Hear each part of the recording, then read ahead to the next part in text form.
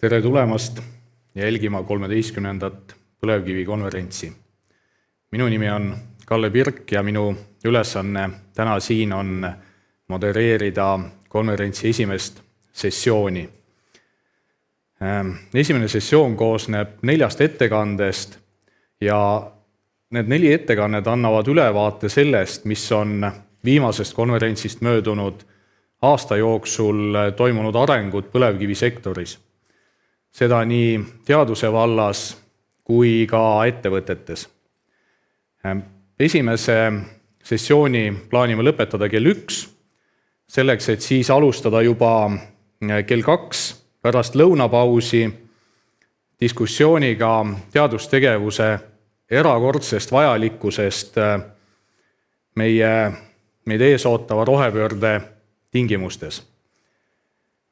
Kuid alustame algusest. See tähendab siis avasõnadest. Esimesena saab sõna Eesti Vabariigi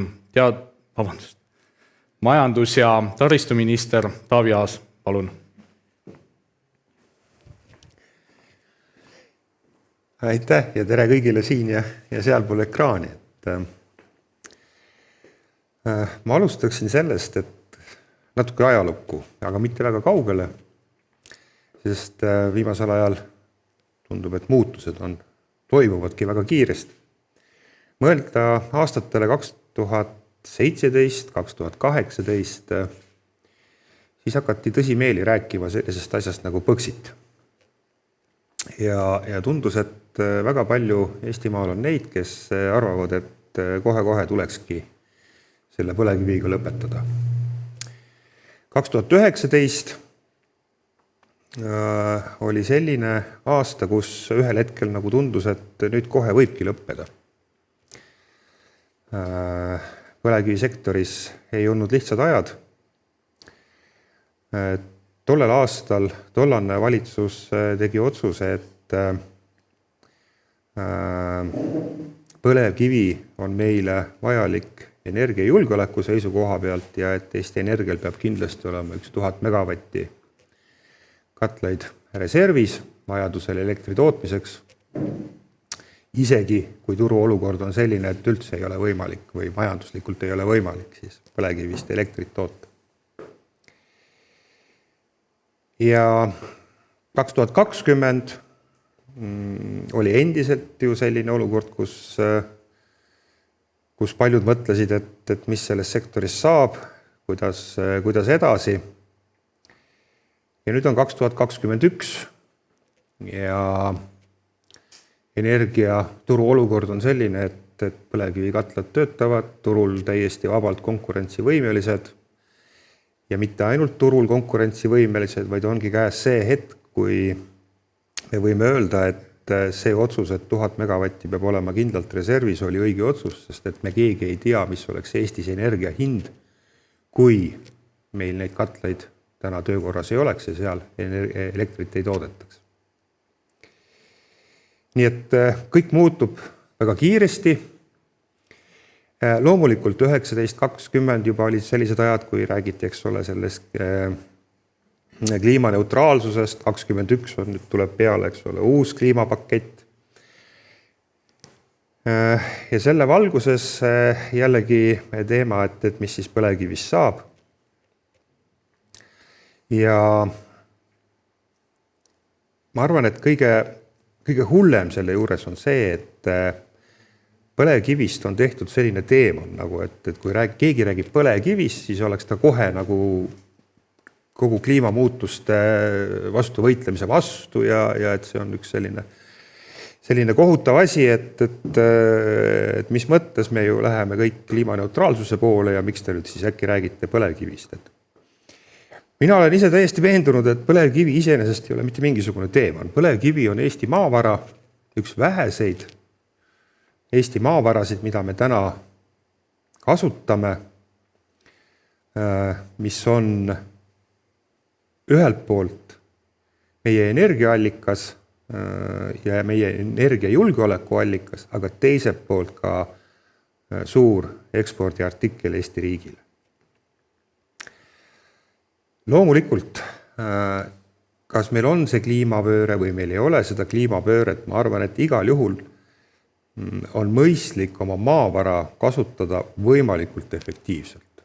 Ja ma arvan, et keegi vast ei vaidle selle vastu, et see põlevkivi põletamine ei ole just kõige efektiivsem kasutamine.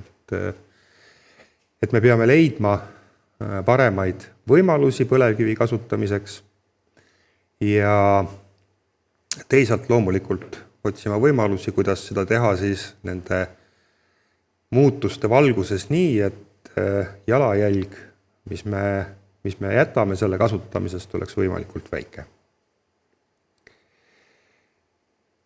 Ma arvan, et veel mõnda aega kindlasti on teemaks see, et kuidas me tagame energiajulgeolekut, ehk et me ei saa kindlasti öelda, et energiatootmine põlevkivist on täiesti välistatud, aga leida uusi võimalusi, see on, ma arvan, hästi asjakohane. Ja kahtlemata teadlastel on siin mitte suur roll, vaid lausa juhtiv roll. Ja ma arvan, et hästi oluline on ka sellest kõigest rääkida ja rääkida sellest, et põlevkivi on tegelikult tooraine väga-väga paljudele sektoritele. Põlevkivi on tegelikult keemiatööstuse tooraine ja isegi kui me ühel hetkel suudame minna üle 100% taastuvale energiale ja nii, et meie julgeolek ei ole ohus ka siis, kui tuult ei ole või päikest ei ole, isegi siis jääb alles see osa, mis on keemiatööstus. Ükski uuring ei näita, et keemiatööstuse vajadused nafta järgi, või ütleme siis põlevkiviõli järgi, et need oleks vähenemas, pigem vastupidi. Nähakse seda, et see sektor on kasvamas. Ja ma arvan, et Eesti põlevkivitööstus on selles mõttes heas rollis või heas olukorras, et ka viimane kliimakonverents ju andis selge signaali sinna, et tulevikus investeeringud fossiilsete kütuste laiemaks tootmiseks saavad olema väga rasked, sellepärast et ka finantssektorile on antud signaal, et see ei ole see koht, kuhu investeerida. Ja samas me kõik teame, et ega vanad leiukohad ju ühel hetkel ammenduvad. Ja ma arvan, et Eesti põlevkivitööstus, keemiatööstus, sellest õlitootmine on selles mõttes heas olukorras, et meil on olemas ressurss, mida kasutada ja meil on olemas tehnoloogia, mida kasutada.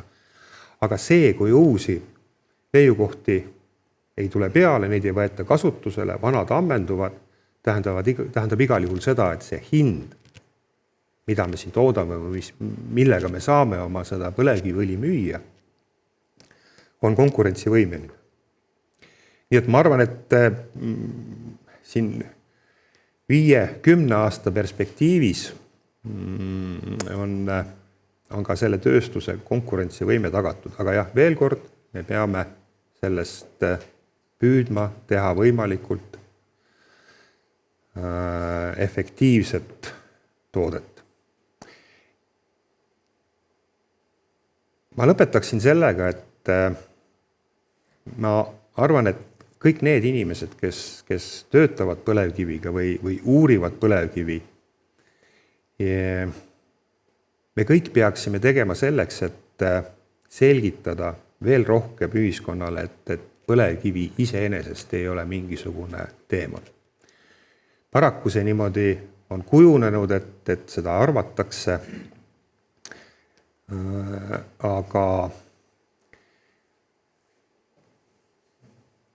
aga need ju, kes sellega tegelevad, teavad, et see tegelikult nii ei ole, ehk et meie ülesanne on selgitada. Ja üks külg on põlevkivi veel Eestis ja see on tegelikult sotsiaalne, sest et see on veel mitmeteks aastateks ju see sektor, mis annab tööd tuhandetele inimestele, kas otseselt või siis kaudselt. Ja põlevkivi sotsiaalset mõõdet kõige muu kõrval, mis siin Eestis tal on või maailmas nendel toodetel on, ei tohi ka unustada. ja mul on tõsiselt hea meel, et meie teadlased põlevkiviga tegelevad, mul on tõsiselt hea meel, et toimuvad sellised konverentsid, kus ka sellest räägitakse. Ja mul oleks eriti hea meel, kui selliseid konverentse laiemalt kajastatakse, et inimesed saaksid aru, et veel kord, põlevkivi ei ole mingi teema. Aitäh ja jõudu teile!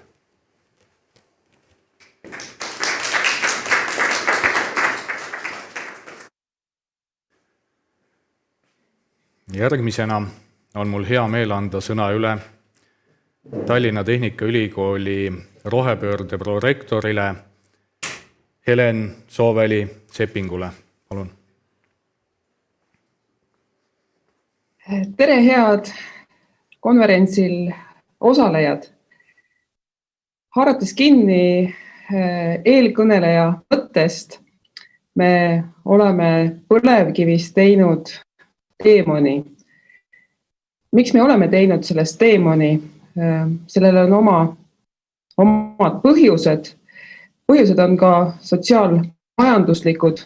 Osaliselt on see seotud Ida-Virumaa elukeskkonna mahajäetusega ja piirkonnaga, mis tundub kuidagi võõras, kuidagi teistmoodi ja me ei oska sellest muud arvata, kui me põlevkivi ära keelame, siis muutub see piirkond iseenesest paremaks. Nii see ju ei ole, me seda teame. Aga mis on Ida-Virumaa kõige kallim ressurss? Need on inimesed. Inimesed ja siin ma tegelikult tooksin välja noorte olulisuse piirkonna tuleviku loomisel. Homme ja ülehomme kogunevad Ida-Virumaa noored esimest korda, et rääkida kliimakogul rohepöördest. Ja ma väga loodan, et ka sinna jõuavad meie teadlased ja meie mõtted just selles osas, et ka põlevkivi on ressurss, mida saab tuleviku tarbeks jätkusuutlikult kasutada. Siin mõni aeg tagasi tegi algatus Rohetiiger koos rakendusliku antropoloogia keskusega ühe väga olulise uuringu. Nimelt nad uurisid Ida-Virumaa noorte perspektiivi õiglasele üleminekule ja rohepöördele. Ja mida need noored räägivad? Tänane noor näeb oma eakaaslaste ja ka enda lahkumist seetõttu, et nad ei näe võimalusi. Nad ei näe võimalusi oma professionaalseks eneseteostuseks. Need on vähesed, samuti sissetulek ja vaba aeg on küsimused, mida noor justkui ootaks sellelt piirkonnalt ja nad ootavad ka kvaliteetset meditsiiniabi. Noorte ootus on, et see olukord, mis täna Ida-Virumaal on, et see ei tohiks halveneda, et nende emad-isad ei jääks tööst ilma. Ja see on nende kõige suurem mure. Nii et mida me siis võtame kaasa sellest teadmisest, mida noored on murena väljendanud? Teadmatus, ebakindlus selle sama rohepöörde ja õiglase ülemineku ees. Ja omaette probleemina näevad noored ka seda, et täiskasvanud ja valitsejad ei kuula noori. Ja kui nad noori ei kuula, siis nad lahkuvadki. Mis on siis need mõtted, mida täna siis kaasa võtta konverentsi päevale? Mida me saame noorte heaks teha selleks, et nad piirkonda jääksid? Tänane konverents keskendub põlevkivi tuleviku kasutamise võimalustesse ja olemasoleva ressursi väärindamisesse. Laenates küsimus tänasest paneeli küsimusest, kas teadus- ja arendustegevuse jätkamine on vajalik piirkonnas, siis vastus on kindel jah. Me teame noorte ootusest, et nad soovivad paremat elukeskkonda. Jah, elukeskkond peab paranema. See tähendab seda, et keskkond ei tohiks olla selline, kus oodatav eluiga on tunduvalt madalam, nii nagu ta täna on, seoses keskkonnaprobleemidest ja samamoodi ka laste ülemiste hingamisteede haigused on probleemiks piirkonnas. Elukeskkond peab paranema nii, et noorel oleks seal tore olla, aga noored ootavad perspektiivset töökohta, mis annab kindla sissetuleku ja hea sissetuleku. Ja just need küsimused, mida täna me põlevkivi konverentsil käsitleme, räägivadki sellest perspektiivsest tööst, nendest uutest võimalust. Ja siin on oluline roll teadlasel. Ja see tähendab seda, et nagu ka minister Aas ütles, teadlase kommunikatsioon sellest, mida me teeme ja kuidas me teeme, on ääretult oluline. Kinnitan omalt poolt Tallinna Tehnikaülikoolist, et teaduskommunikatsioon on tõusetumas meie jaoks prioriteetseks seeläbi, et neid kõige viimaseid tulemusi ja neid jätkusuutlikke lahendusi, mida meie teadlased ka põlevkivi valdkonnas pakuvad, saaksid kiiresti ühiskonnas arusaadavaks ja võetaks vastu kui positiivsete märksõnadena.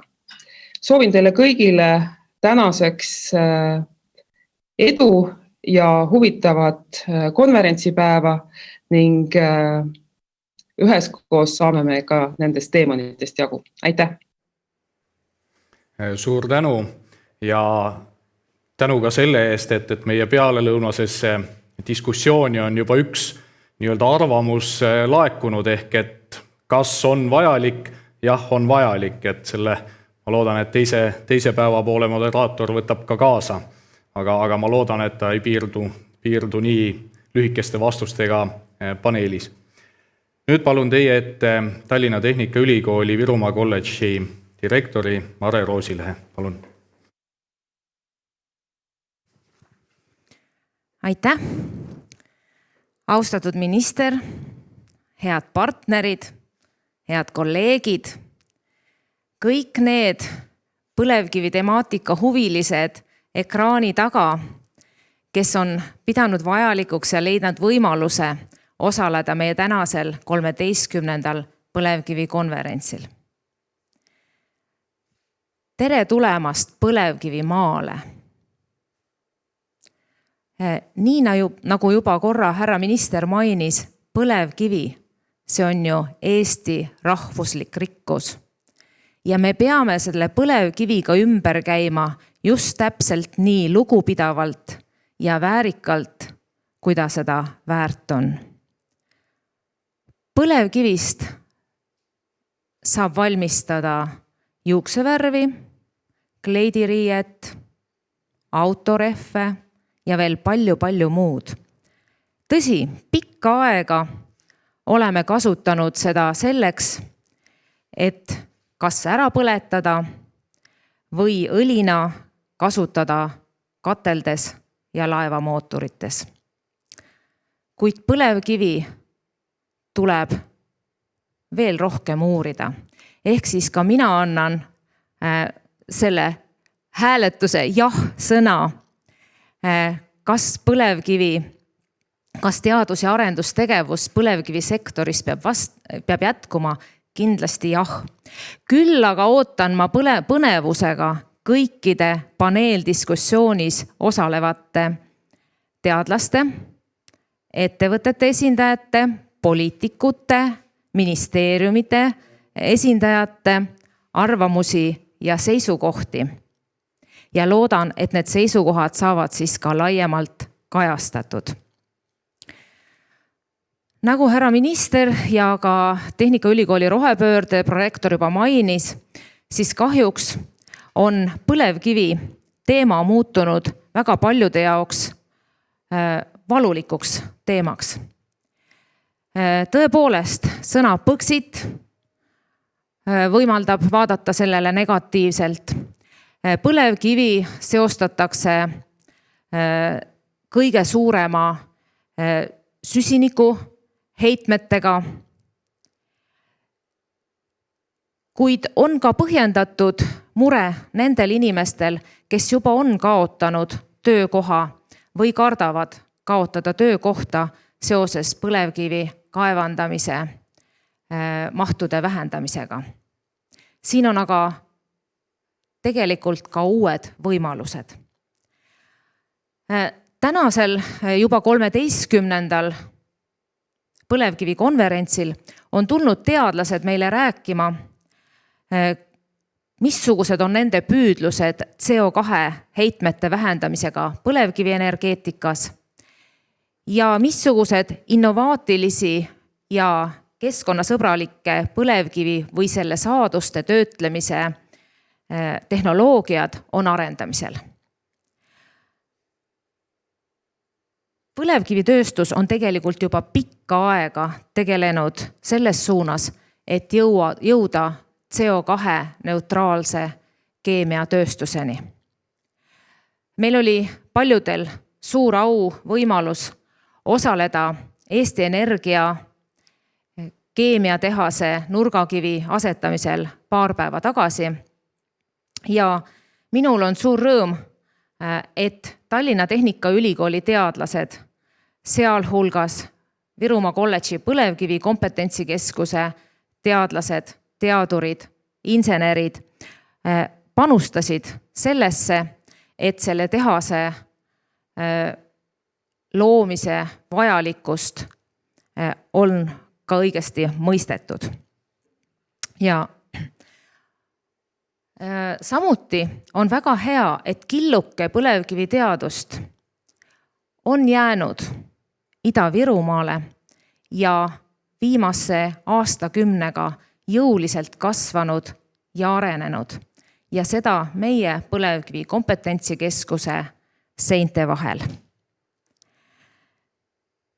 Suur väärtus on loodud just nimelt koostöös ettevõtete ja teadlastega.